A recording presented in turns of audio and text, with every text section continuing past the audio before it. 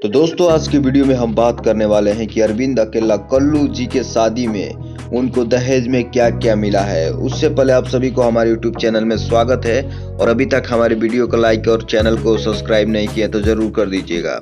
तो दोस्तों चलिए वीडियो को शुरू करते हैं। दोस्तों बता दूं कि 26 जनवरी अरविंद अकेला कल्लू जी का शादी था और शादी में बहुत सारे तमाम भोजपुरी इंडस्ट्री के कलाकार हुए थे, सिंगर हो गए और एक्टर हो गए, एक्ट्रेस हो गए, बहुत सारे लोग आए थे। बहुत लोग अरविंद अकेला कल्लू जी को प्यार सम्मान दिया, डांस किया उनके साथ, उनके गाने पे, झाल वाले पे।